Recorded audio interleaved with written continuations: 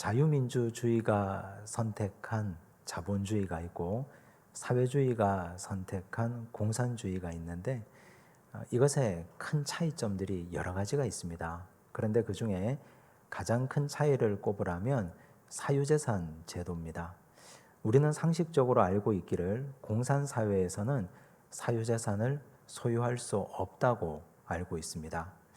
그런데 가끔 북한의 실상을 다룬 다큐멘터리를 보면 북한 가정에도 텔레비전이 있고 심지어 북한 사람들이 핸드폰을 가지고 다니는 걸 볼 수 있습니다. 그럼 우리는 내가 알고 있는 상식이 잘못되었는가? 혹시 저것도 당에서 지급한 것인가? 이런 의문을 가지게 됩니다. 그런데 결론부터 말하면 그들도 텔레비전과 핸드폰 정도는 소유할 수 있습니다. 그러나 결정적인 차이는 생산수단은 결코 개인이 소유할 수 없습니다. 생산수단이라 함은 토지나 공장, 기업 같은 것입니다. 쌀과 농작물을 만들어내는 수단이 되는 토지, 공산품을 만들어내는 수단이 되는 공장, 기업 등은 공산사회에서는 철저하게 국가와 당의 소유입니다. 모든 국민들은 다 노동자일 뿐입니다. 이것 때문에 공산주의 사회가 망하고 말았습니다. 꿈을 꿀 수도 없고 꿈을 꾼다 하더라도 꿈을 이룰 수 있는 방법이 아예 없기 때문에 그렇습니다. 아무리 열심히 노력해도 노동자의 그 자리를 벗어날 수 없다면 누가 꿈꾸고 누가 열심히 일하겠습니까? 하지만 좋은 의미에서 기업은 많은 일을 할 수 있습니다. 고용을 창출하고 연구개발을 통해서 국가와 사회에 이바지할 수 있습니다. 우리는 이런 구조를 영적으로 그대로 옮겨보면 복의 곁까지만 쫓아다니는 사람이 있고 복 자체가 되어서 복을 지어서 나누어 주는 사람도 있습니다. 오늘 우리가 읽은 본문에 보면 하나님께서 아브라함을 부르시면서 너는 복이 될지라 말씀하셨습니다. 복을 평생 따라다니고 복의 곁까지만 따라다니는 인생이 아니라 너는 복 자체가 되어서 복을 만들고 복을 나누어 주는 복의 원천이 되라 하는 말씀입니다. 우리는 아브라함을 믿음의 조상이라고 믿고 따르고 있습니다. 우리가 믿는 하나님께서 아브라함을 이렇게 복 자체가 되게 해주셨다면 우리도 아브라함의 믿음의 길을 따르고 걸어간다면 하나님이 우리도 역시 복 자체가 되어서 복을 지어서 나누어 주는 인생을 함께 세워가리라 믿습니다. 오늘 이 말씀을 통해서 우리가 그 길을 결단하고 걸어가는 믿음의 백성들이 되었으면 좋겠습니다. 1절 말씀을 보십시오. 함께 읽습니다. 여호와께서 아브라함에게 이르시되 너는 너의 고향과 친척과 아버지의 집을 떠나 내가 네게 보여줄 땅으로 가라.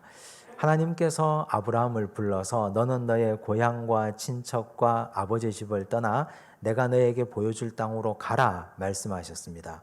길게 말씀하셨는데 그런데 이 말씀은 딱 한마디로 떠나가라 하는 말씀입니다. 떠나서 가라는 말씀입니다. 데라는 하나님의 부름에 순종해서 갈대아 우르를 떠났습니다.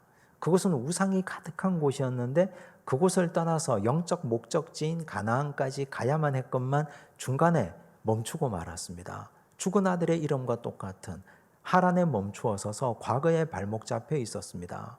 그래서 하나님은 데라에게 대한 소원을 거두시고 아브라함을 불러서 이제는 다시 떠나가라 말씀하고 있습니다. 사실 아브라함이 여기를 떠나가는 데는 상당한 제약이 있습니다.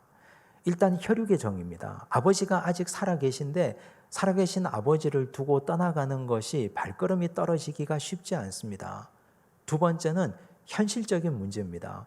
아버지가 살아계신데 유산을 상속받을 수가 없습니다. 먹고 사는 문제, 돈 문제가 걸려 있습니다. 눈에 보이는 보장된 유산을 포기하고 불확실한 미래를 선택하기가 결단코 쉽지 않습니다. 세 번째 문제는 하나님께서 보여주실 땅 아직 가보지 않았습니다. 보여주실 땅이라고 하셨습니다. 아직 답사도 해보지 않았습니다. 불확실한 미래입니다.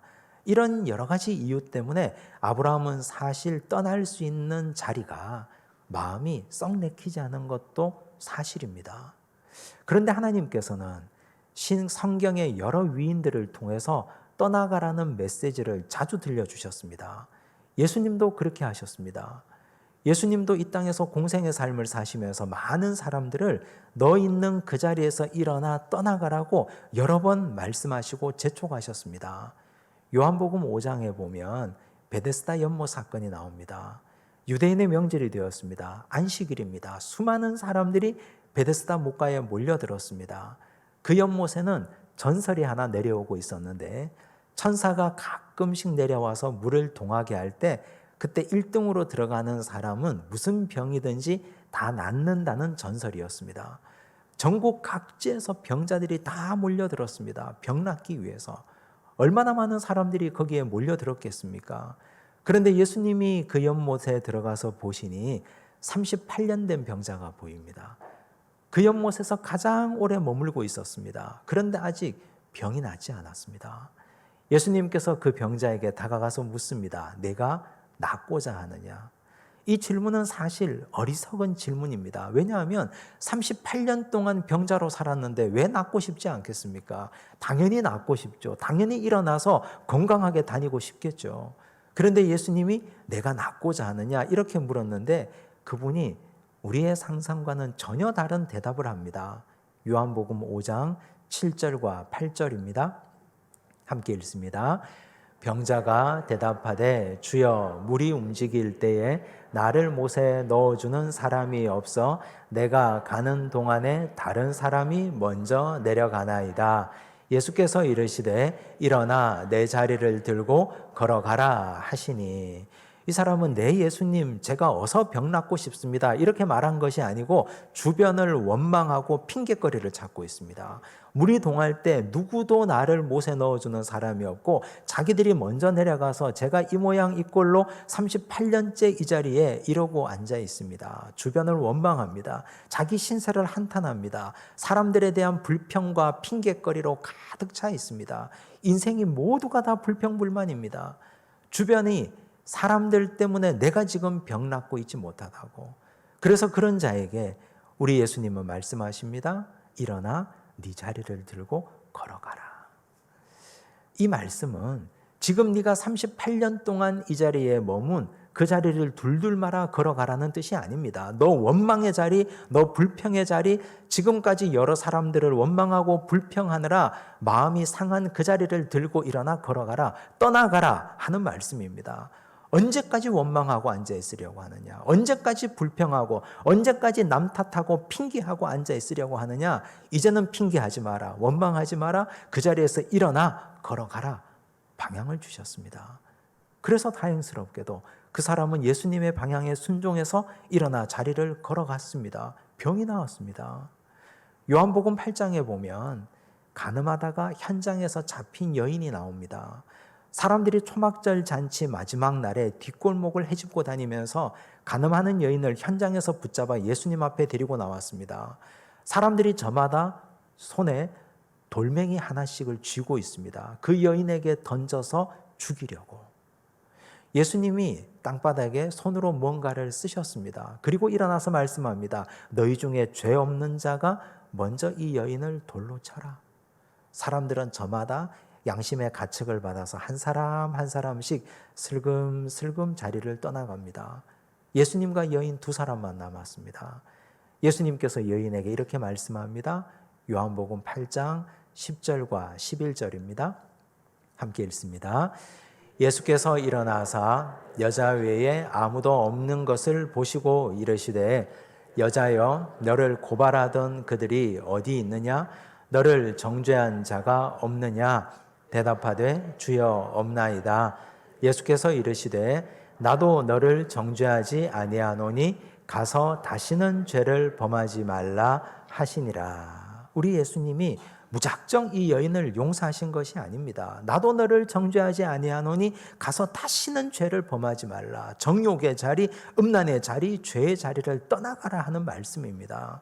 너는 남모르게 은밀한 죄의 낙을 누렸지만 그러나 하나님께서 다 보고 계시고 다 알고 계시니 이제는 일어나서 죄의 자리를 청산하고 떠나가라. 다시는 죄 짓지 마라. 다시 죄 지으면 너는 더 이상 죄의 종로로 타고 더 이상 해방될 수 없다. 이제는 죄의 종로로 타지 마라. 떠나가라 말씀하셨습니다.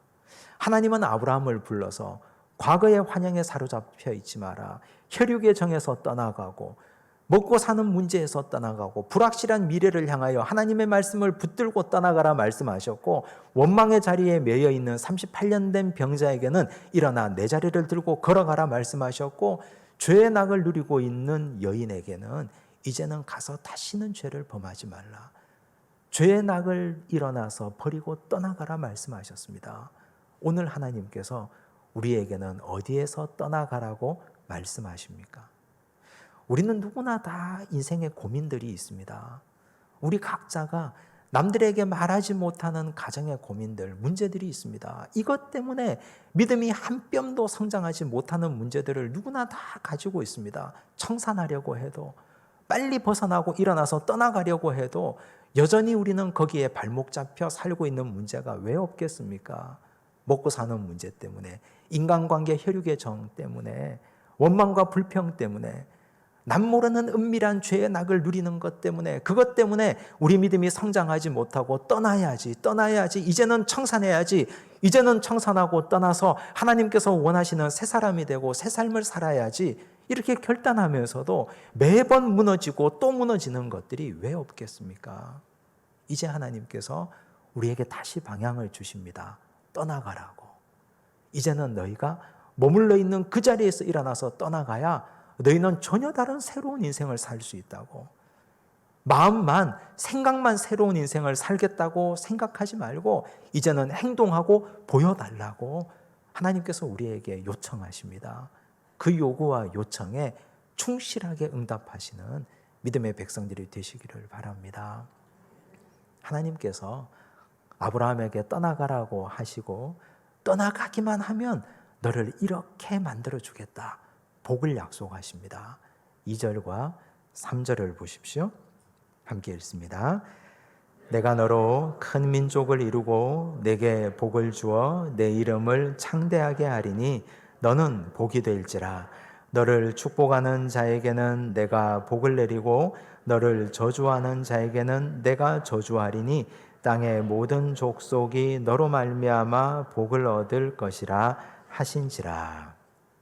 너는 복이 될지라. 땅의 모든 족속이 너로 말미암아 복을 얻을 것이라. 하나님은 그렇게 약속해 주셨습니다. 사실 이런 어마어마한 약속이 아브라함에게 과연 와닿았을까요? 우리가 그 당시에 아브라함이라면 민족을 이루게 하겠다, 너는 복이 되게 할 것이다, 너를 만나는 모든 민족이 너로 말미암아 복을 받을 것이다, 이 말씀이 과연 와닿았겠습니까? 전혀 와닿지 않았을 겁니다. 지금 아브라함에게 필요한 것은 민족 따위가 아닙니다. 복 자체가 되는 것이 그에게는 문제가 아닙니다. 아브라함에게 필요한 건 단 한 가지, 아들 문제입니다. 남들 다 있는 자식이 그에게는 없지 않습니까? 하나님, 저는 민족도 필요 없고 복 자체가 되는 것도 관심 없고 땅의 모든 족속이 나로 말미암아 복 받는 것은 더더욱 관심이 없습니다. 그러니 하나님, 저에게는 아들 하나만 주십시오. 그것만 있으면 됩니다. 저는 큰 욕심이 없습니다. 그냥 아들 하나만 주십시오. 많은 사람들은 그렇게 눈앞에 보이는 복만 생각합니다.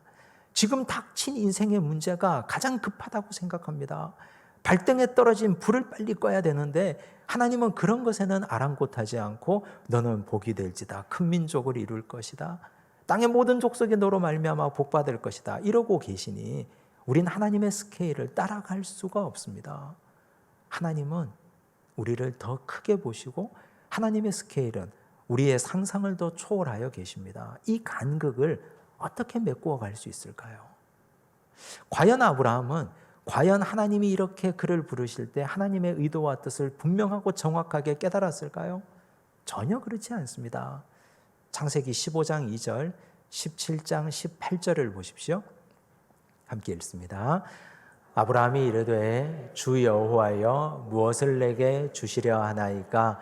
나는 자식이 없사오니 나의 상속자는 이 다메섹 사람 엘리에셀이니이다.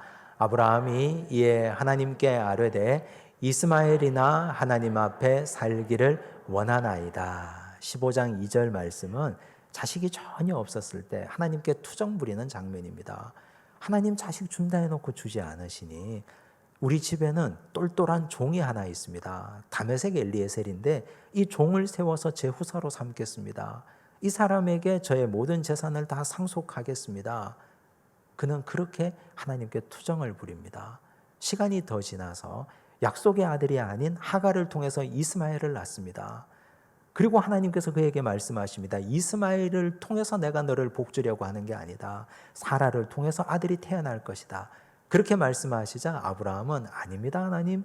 저는 지금 이미 늙었습니다. 내 아내 사라도 늙었습니다. 그러니 여기 이 이스마엘이나 하나님 앞에서 잘 살았으면 좋겠습니다. 이렇게 말하고 있습니다. 아브라함이라는 이름은 존귀한 아버지라는 뜻입니다. 하나님은 그 이름을 아브라함으로 바꾸어 주셨습니다. 열국의 아버지라는 뜻입니다. 아브라함은 그저 존귀한 아버지로 이스마엘의 아버지로만 살고 싶었습니다. 소시민적인 삶으로 만족하고 싶었습니다. 하지만 하나님의 그림은 그런 그림이 아닙니다. 하나님은 복 자체가 되기를 원하시고 열국의 아버지가 되어서 모든 민족을 먹이고 모든 민족을 돌보게 하고 그에게 하나님은 큰 꿈과 비전을 품으시고 그렇게 세워가기를 원하셨습니다. 하나님은 오늘 우리에게도 우리 가정에 성장하고 있는 자녀들에게도 우리 교회에서 자라고 있는 어린 생명들에게도 하나님은 큰 꿈을 가지고 큰 기대와 큰 비전을 가지고 계십니다. 어떻게 하면 하나님의 꿈을 내 꿈으로 만들어서 함께 이루어갈 수 있을까요? 여기에는 두 가지가 아주 필요합니다. 그 첫 번째가 철저한 자기 관리가 필요합니다. 즉, 죄 짓지 말아야 된다는 뜻입니다. 죄는 하나님과 인간 사이를 갈라놓습니다. 우리가 하나님과 동행하고 교제하려고 하는데 죄를 지으면 하나님과 교제하고 동행하기가 어렵습니다. 하나님의 꿈을 내 꿈으로 끌어안고 인정하고 함께 세워져 나가는데 죄는 아주 독약이 됩니다. 다윗을 보십시오. 다윗은 어려서 기름 부음을 받았습니다. 이스라엘의 왕이 될 인물입니다. 그런데 그런 그가 길고 긴 광야 생활에 지쳐서 마음 상한 적이 있습니다. 그가 자존심이 몹시 다친 일이 있습니다. 그것 때문에 칼을 찼습니다. 그것 때문에 군대를 일으켜 세웠습니다.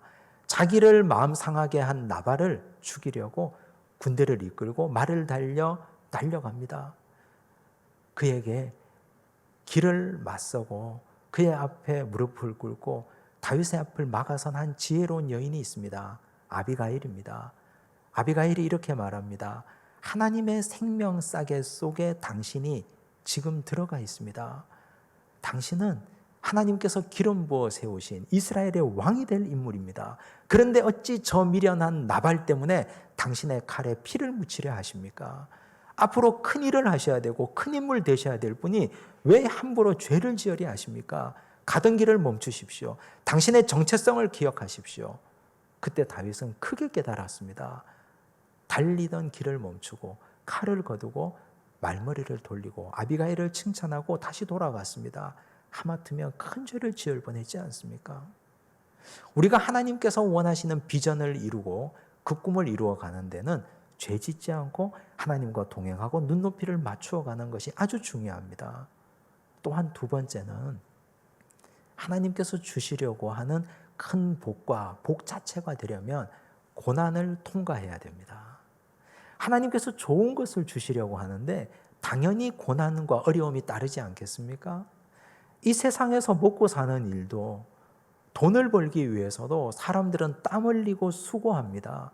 영적인 위대한 복을 누리기 위해서 고난은 당연히 우리에게 오는 필수 과목입니다.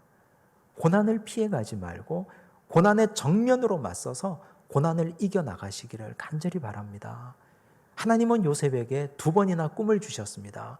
하나님이 요셉을 향하여 가지고 있는 꿈과 비전을 그에게 꿈으로 보여주셨습니다.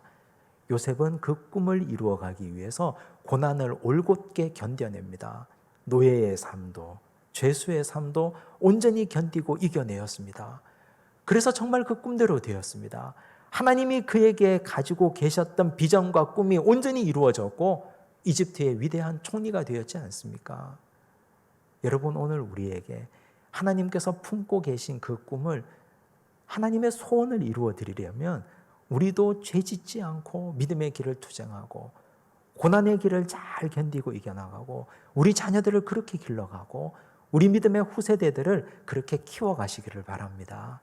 그러면 하나님의 꿈을 우리가 마음으로 받아서 함께 성취하고 반드시 세우고 이루어 갈 줄로 믿습니다. 하나님께서는 이렇게 꿈과 비전을 주시고 아브라함은 하나님 말씀에 순종합니다. 4절을 보십시오. 함께 읽습니다. 이에 아브라함이 여호와의 말씀을 따라갔고 롯도 그와 함께 갔으며 아브라함이 하란을 떠날 때에 75세였더라. 이 장면을 영화로 만든다고 한번 상상해 보십시오. 아브라함과 사레와 롯 세 명이 멀고 먼 길을, 사막길을 횡단해서 걷고 있습니다. 멀리서 보면 이 세 사람이 똑같이 믿음의 여정을 걷는 것처럼 보입니다. 하지만 실상은 그렇지 않습니다. 아브라함은 여호와의 말씀을 따라갔고 롯은 사람을 따라갔습니다. 롯도 그와 함께 갔다고 말하지 않습니까? 아브라함이 여호와의 말씀을 따라간 것과 롯이 사람을 따라간 것은 하늘과 땅 차이입니다. 엄청난 차이입니다. 하나님의 말씀을 따라간 아브라함이 앞으로 받아 누릴 복이 어떤 복일까요? 하나님은 아브라함에게 협박하거나 위협하지 않았습니다. 인격적으로 말씀하셨고 아브라함은 자발적으로 하나님 말씀을 따르고 순종했습니다. 하나님의 말씀은 영원토록 변함없습니다. 이사야 40장 8절 말씀을 보십시오. 함께 읽습니다. 풀은 마르고 꽃은 시드나 우리 하나님의 말씀은 영원히 서리라 하라. 풀과 꽃으로 대변되는 이 세상 다 마르고 시드는 것입니다. 화무 11홍이라고. 화려한 꽃도 10일이 지나면 다 시들고 마르지 않습니까? 위대한 권력도 몇 년 가지 못하고 다 쓰러지고 사라지는 것이 오늘 우리 인생이 우리에게 주는 교훈입니다. 그렇게 건강했던 사람도 하루아침에 병상에 눕고 그렇게 많았던 돈도 한순간에 다 휴지쪽처럼 다 사라지는 것이 우리네 인생입니다. 풀은 마르고 꽃은 시드는데 하나님의 말씀은 영원토록 우리 앞에 있습니다. 아브라함이 이 하나님의 말씀을 따라갔습니다. 사람 따라갔으면 사람은 아침 저녁으로 변합니다. 그런데 하나님의 말씀은 영원토록 변함없는 진리의 말씀으로 아브라함을 생명 다하는 그날까지 인도해 가셨습니다. 또한 하나님의 말씀은 우리를 속이지 않습니다. 거짓말하지 않습니다. 민수기 23장 19절을 보십시오. 함께 읽습니다. 하나님은 사람이 아니시니 거짓말을 하지 않으시고 인생이 아니시니 후회가 없으시도다. 어찌 그 말씀하신 바를 행하지 않으시며 하신 말씀을 실행하지 않으시랴. 하나님은 거짓말하지 않는다 했습니다. 하나님은 반드시 행하시고 반드시 지키십니다. 아버지 당신의 말씀을 절대로 거짓말하는 법이 없습니다. 사람은 얼마나 거짓말을 많이 합니까? 사람에게 우리가 한두 번 속아보셨습니까? 내가 반드시 이 약속을 지키겠습니다 해놓고도 사람들은 잘 지키지 않습니다. 핑계거리를 찾습니다. 약속을 어기는 것을 밥 먹듯이 합니다. 우리가 지금까지 살아오면서 수많은 사람에게 속고 실망하고 낙심하고 여기까지 왔지 않습니까? 아브라함은 여호와의 말씀을 따라갔기 때문에 거짓말하지 않으시는 하나님이 복이 될지라 하셨으니 반드시 복이 되게 하시고 너를 통하여 모든 족속이 복을 얻을 것이라 하셨으니 반드시 그렇게 되게 하시고 너로 인하여 큰 민족을 이루게 하실 것이라 하셨으니 반드시 그렇게 되게 하셨습니다. 하나님의 약속은 변함없고 거짓말이 없습니다. 반면 사람을 따라가는 롯은 어떻게 됩니까? 사람 따라가는 것은 굉장히 위험합니다. 그 사람과 관계가 좋을 때는 문제가 없는데 그 사람과 여타의 문제가 생기면 그 사람이 쓰러지면 그분의 믿음이 무너지면 나의 믿음도 함께 문제가 생깁니다.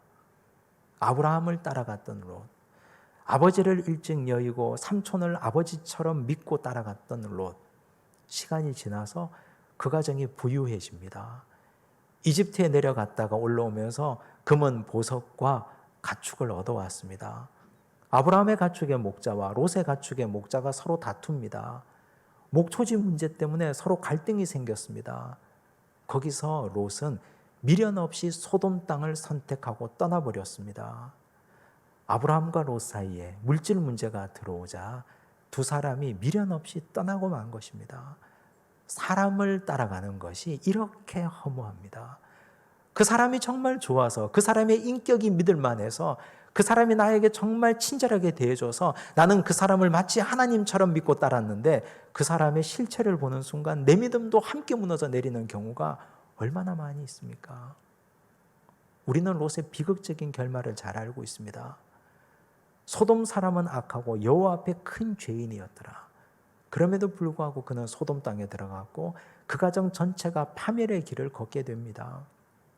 그런데 아브라함은 잘못이 없을까요? 당연히 아브라함도 잘못이 있습니다. 그의 잘못은 그가 정말 자식처럼 키워서 길렀던 롯을 하나님의 말씀 앞에 데려다 놓지 못한 것입니다. 자기가 정말 먹이고 입히고 돌봤던 자식 같은 롯이었는데 하나님의 말씀으로 이양해 주어야 할 때 하나님 앞으로 인도하지 못하고 자신의 그늘에서, 자신의 휘하에서만 돌보고 키우려고 했습니다. 그래서 실패한 것입니다. 좋은 부모가 어떤 부모입니까? 훌륭한 부모는 어떤 부모일까요? 시기가 되면 자녀들을 하나님 말씀으로 이양시켜 줘야 됩니다. 부모의 말이 먹히는 시기가 한정되어 있지 않습니까? 사춘기 시절이 지나가고 나면 자녀들은 부모의 말이 100% 잘 먹히지 않습니다. 그 전에 자녀들에게 하나님의 말씀을 먹이고 돌보고 이양시켜서 부모 말에서 이제는 하나님의 말씀으로, 하나님의 생명의 말씀을 네가 앞으로 생명처럼 붙들고 살아가라고 자녀들을 하나님 앞으로 옮겨줘야 됩니다. 그것이 훌륭한 부모입니다. 좋은 목회자는 어떤 목회자입니까? 하나님과 성도들 사이를 말씀으로 연결해주는 목회자입니다. 대단한 카리스마로 성도들 위해 군림하고 하나님과 성도들 사이를 가로막는 목회자가 훌륭한 목회자가 아니라 한 발짝 뒤로 물러서서 말씀을 먹이고 돌보고 기도해주고 성도들이 스스로 자립신앙을 가질 수 있도록, 하나님 앞에서 홀로 설 수 있도록, 그 말씀으로 스스로 먹고 살 수 있도록, 영적으로 일어설 수 있도록 그렇게 길러주는 목회자가 좋은 목회자입니다. 아브라함은 그 영역에서 실패하고 말았습니다. 오늘 이 말씀이 우리에게 주는 교훈이 여러 가지가 있습니다. 하나님께서 우리에게 떠나라고 한 것이 무엇인지, 하나님이 떠나라고 하신 것에서 일어나 떠나가셔야 됩니다. 그러면 하나님은 우리에게 큰 그림과 비전을 가지고 복이 되게 하시고 복 자체를 지어서 나누어 주는 사람이 되게 하십니다. 사람 따라가지 마시고 말씀 따라가서 아브라함처럼 믿음의 거장이 되시고 훌륭한 믿음의 가문을 이루어 가시기를 간절히 바랍니다. 기도하겠습니다. 하나님 아버지 감사합니다. 아브라함은 혈육의 자리, 먹고 사는 현실의 자리를 떠나서 미래 말씀의 자리를 좇아서 떠났습니다. 음란과 정욕의 자리를 떠나라 하신 예수님, 원망과 불평의 자리를 떠나라 하신 주님의 말씀을 믿고 떠났던 자들도 결국 이기고 큰 복을 받아 승리하였습니다. 주여, 오늘 우리에게도 떠나라고 하신 것이 무엇인지 돌아보게 하시고 깨닫게 하옵소서. 지금까지 여러 가지 핑계로 이 자리에 머물러 있었던 것을 회개하고 다시 일으켜서 아버지께서 원하는 믿음의 자리를 향하여 온전히 전진하고 나아가기를 원하오니 아버지 하나님 함께하여 주옵소서. 복의 곁까지만 따르는 자들이 아닌 복의 원천이 되리라 하신 말씀처럼 우리 모든 믿음의 백성들이 고난을 잘 견디고 이겨내며 우리 자기 자신을 잘 관리하고 죄 짓지 않아서 하나님께서 원하시는 복의 원천이 되기를 원합니다. 사람 따르지 않도록 도우시고 하나님의 말씀을 좇아서 영원토록 변함없고 거짓이 없으신 주의 진리의 말씀을 따라 걸어가게 하옵소서. 모든 말씀 예수님 이름으로 기도드리옵나이다. 아멘.